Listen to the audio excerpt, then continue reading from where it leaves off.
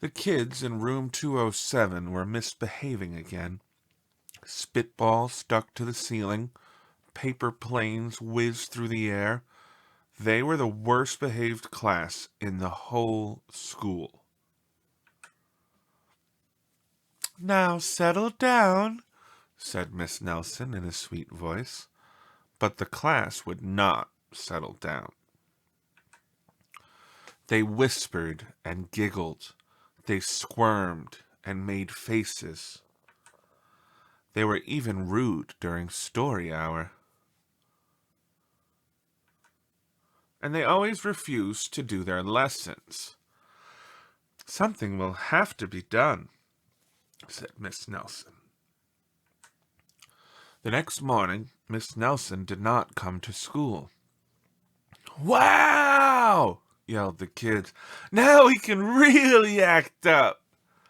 They began to make more spitballs and paper planes. "Today, let's be just terrible," they said. "Not so fast," hissed an unpleasant voice. A woman in an ugly black dress stood before them. "I am your new teacher, Miss Viola Swamp." And she rapped the desk with her ruler. "Where's Miss Nelson?" asked the kids.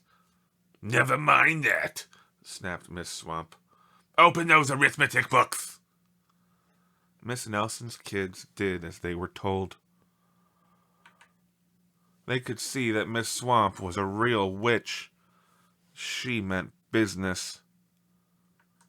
Right away, she put them to work, and she loaded them down with homework. "We'll have no story hour today," said Miss Swamp.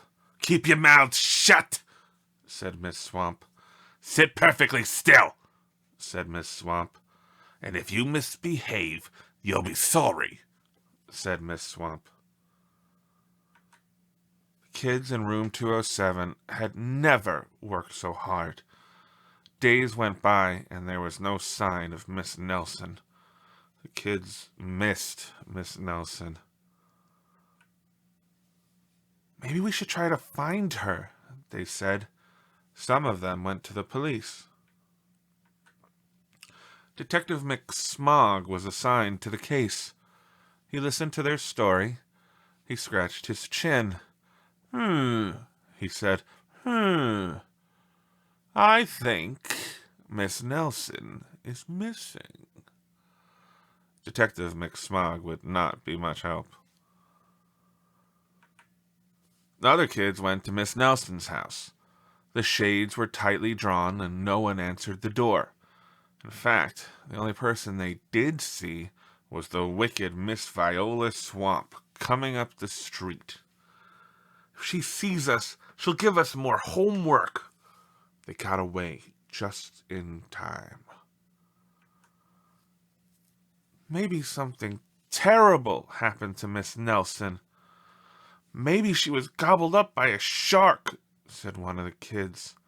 But that didn't seem likely.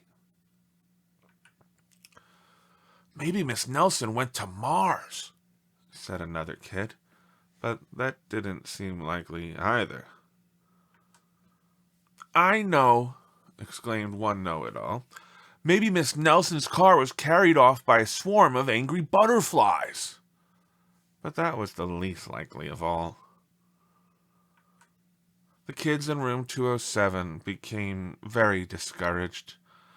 It seemed that Miss Nelson was never coming back, and they would be stuck with Miss Viola Swamp forever. They heard footsteps in the hall. "Here comes the witch," they whispered. "Hello, children," someone said in a sweet voice. It was Miss Nelson. "Did you miss me?" she asked. "We certainly did," cried all the kids. "Where were you?" "That's my little secret," said Miss Nelson. "How about a story hour?" "Oh, yes!" cried the kids.